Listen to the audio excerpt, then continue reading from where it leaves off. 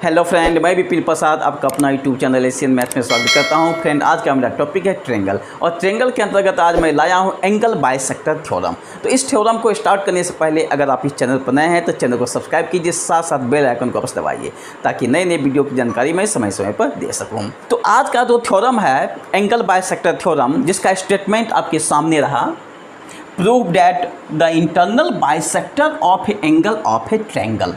तो पहले मैं क्या करता हूँ ना कि ट्रेंगल बना लेता हूँ, क्योंकि ट्रेंगल की बात कर रहा है ना, तो पहले आप ट्रेंगल बनाइए। देखिए मैं ट्रेंगल बना रहा हूँ।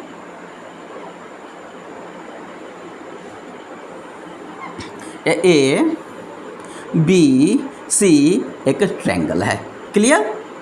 अब क्वेश्चन पढ़िए क्या कह रहा है, prove that the internal bisector of an angle का इंटरनल बाइसेक्टर। तो मान लेते हैं कि मैं यह इस एंगल को ले रहा हूँ, एंगल ए, और इस एंगल को डिवाइड करने वाला एक लाइन है जिसका मैं नाम दे दिया हूँ ए डी। चूँकि इंटरनल बाइसेक्टर है, बाइसेक्टर का मतलब ही होता है टू इक्वल पार्ट्स में डिवाइड करना, क्लियर। तो यह एंगल इस एंगल के इक्वल होगा, यानी इसको 1 मान लिए, इसको 2 मानिए, तो एंगल 1 एंगल 2 के इक्वल होगा, क्लियर। अब आगे फिर पढ़िए क्या कर रहा है, divides the opposite side internally in the ratio of the sides containing the angle. ये क्या कह रहा है, डिवाइड्स द अपोजिट साइड्स। तो इस एंगल के अपोजिट साइड्स क्या है, BC है, तो इसको डिवाइड करता है। इसको कैसे डिवाइड करेगा, BD अपॉन DC। देखिए कैसे डिवाइड करता है, in the ratio of the sides containing the angle. वह साइड जो एंगल को कंटेन करता है, तो कौन सा साइड एंगल को कंटेन कर रहा है, एक AB साइड एंगल को कंटेन कर रहा है और दूसरा AC साइड एंगल को कंटेन कर रहा है। तो और कह रहा है कि इसका अपोजिट साइड BD और DC किस रेशियो में डिवाइड करेगा, AB अपॉन AC रेशियो में डिवाइड कर रहा है, क्योंकि कह रहा है कि ratio of the side containing the angle, वह साइड जो एंगल को कंटेन करता है, क्लियर। तो आपको प्रूव क्या करना है, BD upon DC equal to AB upon AC। तो फ्रेंड मैं क्या करता हूँ, इसके लिए कंस्ट्रक्शन करता हूँ। कंस्ट्रक्शन कैसे करता हूँ, इस BA लाइन को आगे आप बढ़ा दीजिए, एकदम स्ट्रेट बढ़ाइए, राइट। और बढ़ाने के बाद इस पॉइंट से इसको ज्वाइन करा दीजिए, राइट। इस प्रकार ज्वाइन कराइए ताकि AD इस लाइन के पैरेलल हो जाए। इसका नाम मैं दे देता हूँ E, क्लियर। तो चलिए अब मैं क्या करता हूँ, इस एंगल का भी नाम कुछ दे देता हूँ। तो मान लेते हैं कि 1 2, इस एंगल का नाम दे दीजिए 3, इस एंगल का नाम दे दीजिए 4। Let ABC be a triangle in which bisector of angle A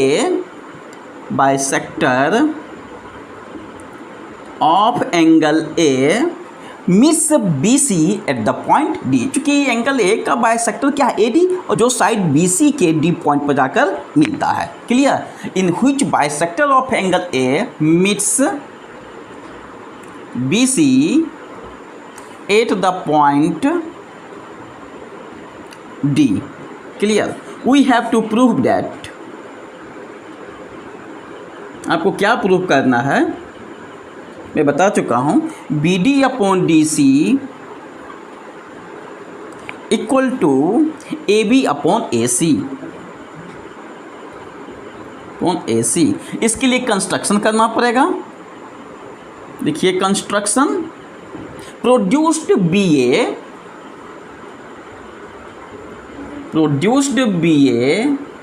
eight the point E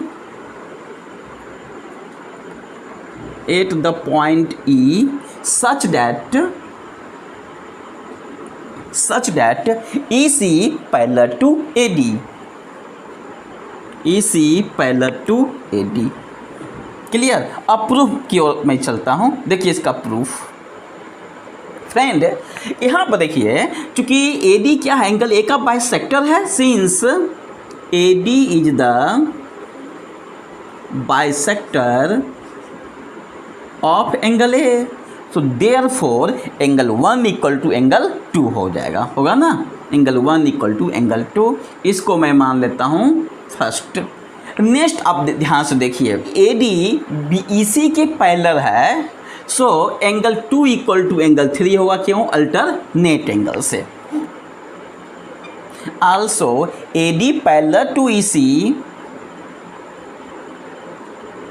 so therefore angle 2 equal to angle 3, देखिए angle 2 equal to angle 3 bracket में लिख दीजिए, क्यों बताइए? Alternate angle, alternate angle, alternate interior angle भी कह सकते हैं आप। अब चलते हैं इसके नेक्स्ट स्टेप की ओर। एंगल 2 इक्वल टू एंगल 3 देख रहे हैं ना, इसको मैं यहाँ लिख देता हूँ, एंगल 2 इक्वल टू एंगल 3, इसको मान लीजिए equation 2। So from 1 and 2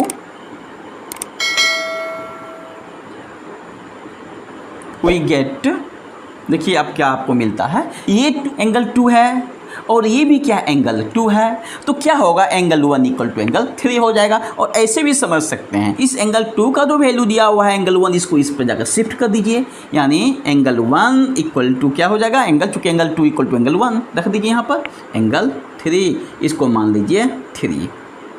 also एक चीज़ बताइए कि एंगल 1 इक्वल टू एंगल 4 होगा या नहीं होगा? हो जाएगा ना, एंगल 1 इक्वल टू एंगल 4 भी होगा, क्यों?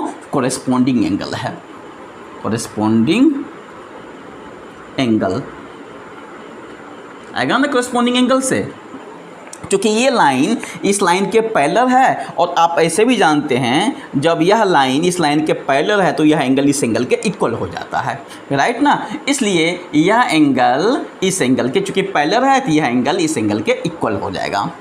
इसको मैं मान लेता हूँ 4, फ्रॉम 3 and 4,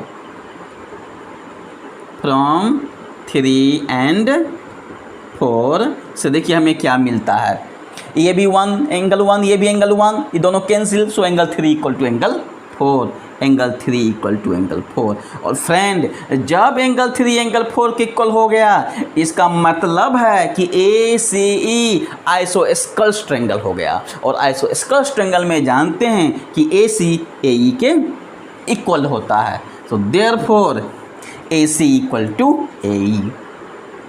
ए सी, चूँकि एंगल 3 के ठीक सामने का साइड ए ई है, तो यहाँ पर लिखिए ए ई इक्वल टू, और एंगल 4 के ठीक सामने का साइड क्या है? ए सी, तो हो जाएगा A C. So A E equal to A C, आइसोस्केल ट्रायंगल है इसलिए दोनों का साइड इक्वल होगा।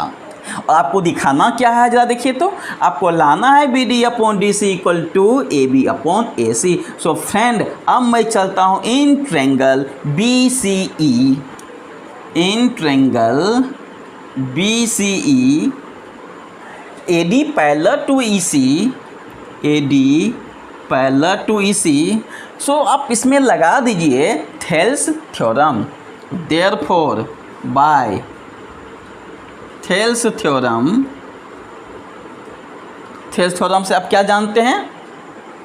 थेल्स थ्योरम क्या कहता है कि B D upon D C, B D upon D C equal to B A upon A E, B A upon A E, यानी implies B D upon D C equal to B A कहिए या A B कहिए, ए B upon, लेकिन ए ई का value क्या दिया हुआ? ए सी, है ना, यहाँ लिख दीजिए ई की जगह पर ए सी। प्रूफ हो गया, प्रूफ यही करना था, B D upon D C equal to A B upon A C.